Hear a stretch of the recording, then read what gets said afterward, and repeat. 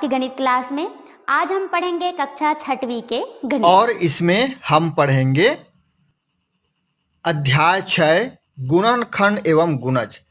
तो चलिए बच्चों, सबसे पहले हम समझ लेते हैं गुणनखंड और गुणज क्या है। इसके साथ साथ हम भाज्य संख्याएं, अभाज्य संख्याएं, ये सब भी हम देखेंगे। तो ध्यान रखिएगा, क्रमशः हम पढ़ेंगे, आप बने रहिएगा हमारे साथ। और चलिए शुरू करते हैं अध्याय 6। देखिए बच्चों, गुणज, ये गुणा और अज दो शब्दों से मिलकर बना हुआ है। इसका अर्थ होता है गुणा से उत्पन्न। 3 गुना 2, 3 को 2 से गुना किए तो क्या बनेगा 6, यानी कि 6 3 और 2 को गुना करने से उत्पन्न हुआ है। ये 6 और 1 को गुना करने से भी आ सकता है, 2 और 3 को गुना करने से भी 6 आ सकता है, लेकिन यहाँ पर ये 3 का गुणज है। 6 गुना 3 क्या होगा 18। हम यहाँ कह सकते हैं 6 को 3 से गुना करने पर ये हमको प्राप्त हुआ है, तो ये 6 का गुणज है। वैसे ये 3 के भी गुणज हैं, 3 6 का 18, 3 को 6 से गुना करने पर भी प्राप्त होगा। वैसे ही आप देखेंगे बच्चों, 1 भी 1 का गुणज है। 1 को 1 से गुना करने पर 1 मिलता है। यहाँ पर 2 को 1 से गुना करने पर 2 मिलता है। 3 को 1 से गुना करने पर 3 प्राप्त होता है ना। ठीक वैसे ही 2 को 2 से गुना करने पर 4 मिला। इसका मतलब ये हुआ कि 4 2 का गुणज है। यहाँ पर 1 1 का गुणज है, यहाँ पर 2 2 का गुणज है और 3 3 का गुणज है। गुणज का मतलब आप समझ गए, जो पहाड़ा में आता है वही गुणज कहलाता है। जैसे 3 का गुणज होगा 3 6 9 12 15 इत्यादि। 2 का गुणज होगा 2 4 6 8 10 12। इस प्रकार से जो भी पहाड़ा में आता है, जिस संख्या के पहाड़ा में आता है, सारे के सारे उस संख्या के गुणज कहलाते हैं, जिसको आप पहाड़ा के नाम से जानते हैं। चलिए अब बात करते हैं गुणनखंड की। देखिए यहाँ पर किसी संख्या की सभी भाजक संख्याएं उस संख्या का गुणनखंड है। भाजक संख्या कहने का मतलब, जैसे यहाँ पर देखिए उदाहरण में 2 गुना 5 बराबर 10। 2 को 5 से गुना करने पर क्या मिला हमको 10। ये कहाँ से आया है, गुणज से, है ना। यानी 2 का गुणज है 10, कितने से गुना किए तो आया 5 से। यानी कि इसका एक अर्थ और है, यदि हम 5 से 10 को भाग दें तो 2 बार में पूरा पूरा भाग जाएगा ये, या 2 से 10 को भाग दें तो 5 बार में पूरा पूरा भाग जाएगा। तो 2 गुना 5, 10 को हम 2 गुना 5 के रूप में लिख सकते हैं। ये 2 गुना 5 10 का गुणनखंड कहलाएगा। माने 2 ऐसे खंड जिसको गुना करने पर ये संख्या वापस प्राप्त हो जाए। जैसे हम चेंज कराते हैं ना किसी से रुपये का, तो 2 के चेंज कराएंगे 10 रुपये, तो कितने सिक्के मिलेंगे 2 के हमको 5 सिक्के। ये 5 सिक्के मिलेंगे, है ना। ठीक वैसे ही यहाँ पर हम इस संख्या को गुना के रूप में बांट लेते हैं, इसकी गुना के रूप में लिख लेते हैं। तो 2 गुना 5 लिख सकते हैं 10 को। वैसे 12 को क्या लिखेंगे हम, 6 गुना 2 बराबर 12 लिख सकते हैं हम इसको। उसको 3 गुना 4 बराबर भी 12 लिख सकते हैं हम। तो ये 12 के 2 गुणनखंड हैं, 6 और 2। यहाँ पर 12 के 2 गुणनखंड है 3 और 4। ठीक ऐसे ही हम अन्य संख्याओं के भी गुणनखंड लिखना चाहें, जैसे यहाँ पर 6 के गुणनखंड लिखेंगे, क्या क्या लिखेंगे हम, 2 गुना 3, या इसके एक गुणनखंड और हो सकते हैं, वो है 6 गुना 1। ये भी एक गुणनखंड है।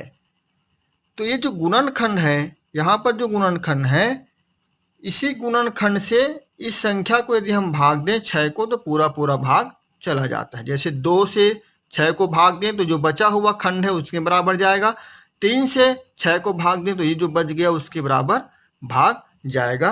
तो यही सब इसके गुणनखंड हैं। एक संख्या के कई गुणनखंड हो सकते हैं। जैसे यहाँ पर देखिए 6 के 1 2 3 4 गुणनखंड हैं। इसी 6 के 2 भी इसके गुणनखंड है, 3 भी है, 1 भी है और 6 भी है। ठीक उसी प्रकार से एक संख्या के 1 से लेकर मतलब 1 से अधिक गुणनखंड होते हैं। ठीक है, तो चलिए, जैसे 1 है तो 1 के केवल एक ही गुणनखंड है, 1 गुना 1 बराबर 1, एक ही है इसका। 2 का क्या क्या होगा, 1 और 2, ये 1 से पूरा पूरा भाग जाएगा और 2 से पूरा पूरा भाग जाएगा। तो इसके गुणनखंड हो गए 2। 3 के कितने गुणनखंड होंगे? 1 और 3। 1 से भी भाग जाएगा, 3 से भी भाग जाएगा, तो इसके गुणनखंड हो गए। 1 गुना 3 करने से 3 आता है, जैसे यहाँ पर देखें हम, है ना, ये तो ये दोनों 3 के गुणनखंड हैं। लेकिन ये 3 गुना 1 करने से 3 आया, इसलिए गुणज कहलाएगा यहाँ पर। चलिए अब बात करते हैं भाज्य संख्याओं की। अभी यदि ऊपर की बातों को आप ध्यान से सुने होंगे तो आप पाए होंगे कि 2 के कितने गुणनखंड होते हैं? 2 के किससे पैदा हुआ है? 1 गुना 2, यानी कि इसे गुणनखंड हो गए 1 और 2। 3 के गुणनखंड क्या क्या होंगे? 1 गुना 3 बराबर 1 और 3। 4 के क्या क्या गुणनखंड होंगे? 1 गुना 4 और दूसरा होगा 2 गुना 2। इस प्रकार से इसके 3 गुणनखंड हो गए। इसको 1, 2 और 1, 2 और 4। किसके? 4 के। 1 गुना 4 और 2 दूनी 2 गुना 4, 2 गुना 2, तो कितने कितने कौन से गुणनखंड हुए? 1 हुए 1 गुणनखंड, फिर 2 भी हुए और 1 हुए 4। इस प्रकार से आप देख रहे हैं 4 के 3 गुणनखंड हैं, जबकि 2 और 3 के केवल 2 गुणनखंड हैं। फिर हम देखते हैं 5 गुणनखंड, तो क्या क्या हो जाएगा? 1 गुना 5 बराबर कितने गुणनखंड है? इसको 1 और 5, 2 ही गुणनखंड हुए इसके भी। वैसे हम 6 के देखेंगे बच्चों, 6 के गुणनखंड देखेंगे, क्या क्या मिलेगा हमको? 1 गुना 6 और 3 गुना और 3 गुना 2, तो क्या क्या गुणनखंड निकला इसका? 1, 2, 3 और 6, 4 गुणनखंड निकल गया। ठीक है, अब ध्यान से देखिए, भाज्य संख्याएं हम किसे कहेंगे? वह संख्या जिसके 2 से अधिक गुणनखंड हो। तो इसके 2 से अधिक गुणनखंड है क्या? 2 के केवल 2 गुणनखंड है, 2 से अधिक बोला गया है, तो ये भाज्य संख्या नहीं है। ठीक वैसे ही देखिए 3 के कितने गुणनखंड है? 2। और क्या कहता है? 2 से अधिक गुणनखंड होता भाज्य संख्या, मतलब ये भी भाज्य संख्या नहीं है। अब देखिए 4 के 3 गुणनखंड है, यानी कि 2 से अधिक गुणनखंड है, इसलिए ये भाज्य संख्या है। 5 भाज्य संख्या नहीं है।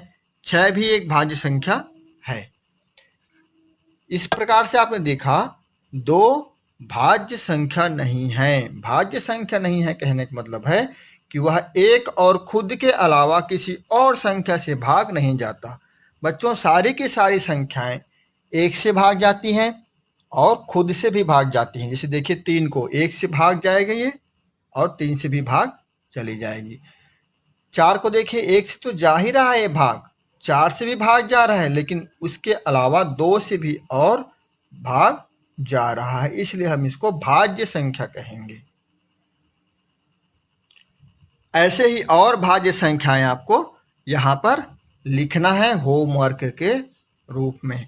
तो आप होमवर्क के रूप में बहुत सारी भाज्य संख्याएं छांट कर लिखेंगे परिभाषा के अनुसार, ऐसा मैं उम्मीद करता हूँ। चलिए बढ़ते हैं आगे। हम बात करते हैं अभाज्य संख्याओं की।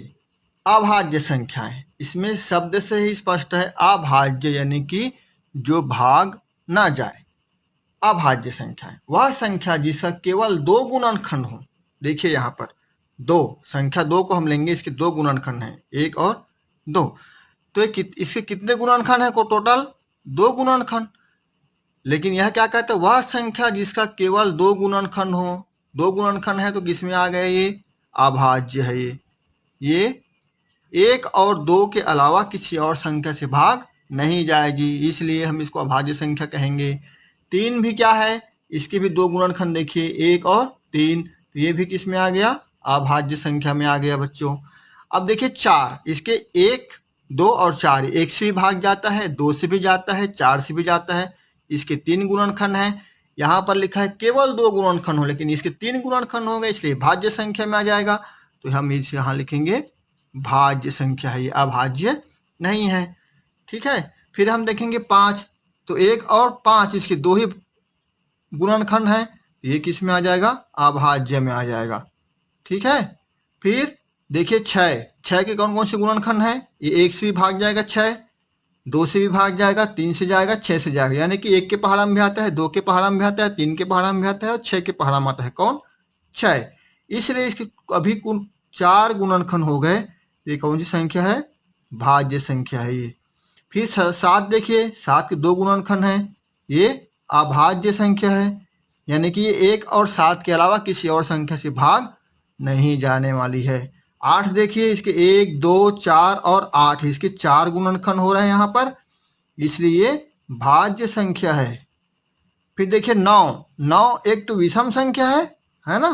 आप इसको अभाज्य संख्या नहीं समझेंगे, कई बच्चे गलत समझ लेते हैं, इसको अभाज्य संख्या मान लेते हैं, पर परिभाषा के अनुसार देखा जाए तो इसके 3 गुणनखंड हैं, इसलिए ये भाज्य संख्या है, यानी कि 9 का हम बंटवारा कर सकते हैं, 3 लोगों में 3-3 बांट सकते हैं। ठीक है, एक हिसाब से देखा जाए बच्चों, यदि आपके पास मान लो 7 फल है तो 7 बच्चों को 1-1 दे सकते हैं, या एक ही बच्चे को 7 देंगे तब बटेगा ये पूरा पूरा। समझ में आया ना। या तो एक एक करके 7 बच्चों को पूरा पूरा बांटेंगे, कोई फल बांटना होगा तो, या एक ही बच्चे को 7 ढकेल देंगे। ठीक, यदि 2 बच्चे हैं, 3 बच्चे हैं, 4 बच्चे हैं, 5 बच्चे हैं, तब इस 7 को आप पूरा पूरा नहीं बांट सकते, आपको चाकू लेके कुटी कुटी काटना पड़ेगा, तभी बटेगा पूरा पूरा, इसलिए हम इसको अभाज्य संख्या कहते हैं। वैसे ही 5 को देखिए आप, 5 बच्चे हैं, अब आपके पास 5 फल हैं तो एक एक फल तो बांट देंगे आप, या एक ही बच्चा है तो 5 को एक ही बच्चे को दे देंगे आप। लेकिन कहीं 2 बच्चे हो गए या 3 बच्चे हो गए तो आपके घर में आपकी मम्मी क्या करती है, 1 रोटी बनाती है, 2 रोटी बनाती है, तो क्या करती है वो टुकड़ा टुकड़ा करके बांटती है आपको, और टुकड़ा ऐसे करती है कि बराबर दिखे, नहीं तो आप रोने लगते हैं, है ना। इसीलिए यहाँ पर देखिए ये 5 भी अभाज्य है। वैसे 2 के बारे में भी हमने कहा है आपको, 2 भी एक अभाज्य संख्या है, कई बच्चे इसको भाज्य समझ लेते हैं। याद रखिएगा, ये बड़े बड़े प्रतियोगी परीक्षाओं में, पीएससी तक की परीक्षाओं में पूछा जाता है, क्योंकि लोग भ्रम में रहते हैं कि 2 भाज्य संख्या करके, लेकिन 2 क्या है, अभाज्य संख्या। भाई देखिए ये अभाज्य संख्या है 2। कैसे है ये, या तो 2 दे देंगे आप फल किसी को, है ना, एक बच्चे को, या तो 2 बच्चे हैं तो एक बांटेंगे, लेकिन इससे ज़्यादा तो बांट नहीं सकते आप, क्योंकि 2 ही फल है, 3 नहीं दे सकते, 4 नहीं दे सकते, इसलिए भी अभाज्य संख्या है। देख लेते हैं अभाज्य संख्याएं और भाज्य संख्याओं को। देख लीजिए यहाँ पर 2, 3, 5, 7, 11, 13, 17, 19, 23, 29, 31, 37, 41, 43, 47, 53, ये सभी संख्याएं अभाज्य संख्याएं हैं, जो एक और खुद के अलावा किसी अन्य संख्याएं से भाग नहीं जाएंगी। भाज्य संख्याओं को देखिए 4, 6, 8, 9 यहाँ पर है ना भाज्य संख्या में, 10, 12, 14, 15 भी एक अभाज्य संख्या, भाज्य संख्या है, क्योंकि ये 3 से भी जाता है भाग और 5 से भाग जाता है। 16, 18, 20, 21 भी एक भाज्य संख्या, क्योंकि ये 3 से भाग जाता है, 7 से भाग जाता है। 22 ऐसी संख्याएं आगे बढ़ती जाएंगी। तो भाज्य और अभाज्य संख्याएं आप समझ गए होंगे, ऐसा मैं उम्मीद करता हूं। हम देखेंगे विभाज्यता के नियम। 2 से विभाज्यता की जांच कैसे करेंगे, हम कैसे जानेंगे कि कोई संख्या 2 से भाग जाएगा कि नहीं जाएगा। जैसे 10 देखिए, ये 10, 8 देखिए, 12 देखिए, 2, 2, 8, 3, 3, 4, 6, 8, इन संख्याओं को देखिए। 10 2 से भाग जाएगा, जान जाएंगे पहाड़ा पढ़ के आप, पहाड़ा में आता है 2 का इसलिए भाग जाएगा। 8 भी 2 के पहाड़ा में आता है, 12 भी 2 के पहाड़ा में, लेकिन बहुत बड़ी संख्या हो, इतनी बड़ी संख्या, तब कैसे करेंगे आप। तब आप इकाई को देखिए, इसके किसको देखेंगे, इकाई को। यदि इकाई में सम संख्या है तो 2 से पूरा पूरा भाग चला जाएगा, लेकिन इकाई में सम संख्या यहाँ पर है क्या, नहीं, 3 है तो ये 2 से भाग नहीं जाएगी ये वाला। और ये वाला देखिए इकाई में 8 है, ये 2 से भाग चला जाएगा। इस प्रकार से आप जानेंगे यदि किसी संख्या के इकाई में सम संख्या हो 2, 4, 6, 8 या 0, तो वो 2 से भाग चला जाएगा। अब देखते हैं 3 से भाग। जैसे इसी संख्या को देखिए, 2, 2, 8, 3, क्या ये 3 से भाग जाएगा। आप देखना 3 देख के ये मत बोल देना हाँ चला जाएगा करके, ये इसका नियम नहीं। सबसे पहले हम संख्याओं के अंकों को जोड़ लेंगे। 2 धन 2 धन 8 धन 3, 2 2 4, 8 4 12, 13 14 15, इस कितना आ गया 15। 15 को फिर हम एक बार जोड़ लेंगे, 1 धन 5 बराबर कितना हो गया 6। क्या ये 6 3 से भाग जाता है, जाता है, तो इसका मतलब है कि ये संख्या भी 3 से भाग जाएगी पूरा पूरा। ठीक है, क्या करेंगे, सभी अंकों को जोड़ेंगे हम। कितना आया देखिए, 2 2 4, 8 4 12, 13 14 15, फिर 15 आया, उसको एक बार फिर जोड़ लेंगे, 1 और 5 को जोड़े 6 आया। 6 3 से भाग जाता है, इसलिए ये जो दी गई संख्या है वो भी 3 से पूरा पूरा भाग जाएगा। अब देखते हैं 6 से विभाज्यता की जांच। जैसे यहाँ पर देखिए, ये जो संख्या है 3 4 6 8, तो इस संख्या को देखिए, यदि ये 2 से भाग जाता है और 3 से भाग जाता है एक साथ, 2 और 3 से, यदि दी गई संख्या 2 से भी भाग चला गया, 3 से 2 से जाएगा, देखिए इकाई में 8 है इसलिए 2 से भाग जाएगा। अब 3 से जाने जगह देखते हैं, चलिए 4 3 7, 7 6 13, 13 और 8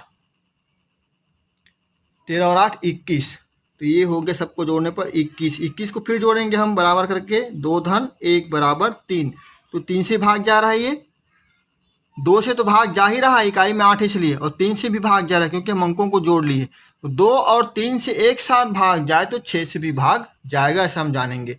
चलिए 5 से देखते हैं। 5 के पहाड़ हम क्या कहता है, 5 10 15 20 25 30, यही आता है 5 के पहाड़ा में। देखिए इकाई में क्या आया 5, यहाँ पर क्या आया 0, यहाँ पर क्या आया 5, यहाँ पर क्या आया 0, यहाँ पर क्या आया 5, यहाँ पर क्या आया 0। यानी कि जिस भी संख्या के इकाई में 0 या 5 आए, क्या क्या आए, 0 या 5, जिस संख्या के इकाई में 0 हो या 5 हो तो 5 से भाग जाएगा ही जाएगा। जैसे देखिए यहाँ पर 1 0 0 0 0, ये संख्या 5 से भाग जाएगा, क्यों, क्योंकि इसकी इकाई में क्या है 0 है। वैसे देखिए 1 0 0 3 8 5, ऐसी कोई बहुत बड़ी संख्या है, इकाई को देखिए आप, इकाई में 5 है, यहाँ पर 0 है, इसलिए 5 से भाग पूरा पूरा भाग जाएगा। 9 से देखते हैं, चलिए वही नियम है जो 3 में लगाए हैं हम, नियम जो 3 में नियम लगाए हैं वही नियम 9 में लगेगा।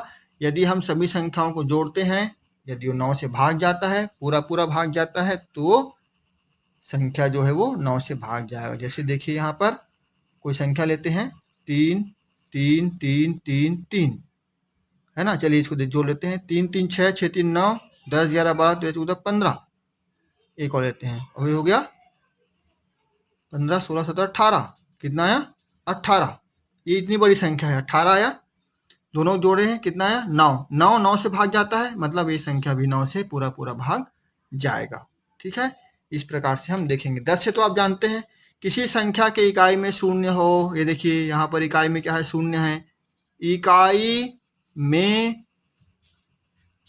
0 हो तो वह संख्या 10 से पूरा पूरा भाग चला जाएगा। इस प्रकार से आपको विभाज्यता के नियम का जांच करना है बच्चों। 4 से भी विभाज्यता के नियम की जांच हम आपको बताएंगे। इसको आप अपने पुस्तक से भी देख सकते हैं, पुस्तक में विस्तार से दिया हुआ, इसको पढ़िए समझिए, उसके बाद ही हम प्रश्नावली में आगे बढ़ेंगे, तभी आपको प्रश्नावली समझ में आएगा। तो आज बस इतना ही, मिलेंगे प्रश्नावली के सवालों को लेकर बहुत जल्द। तब तक आप सभी को जय हिंद, नमस्कार।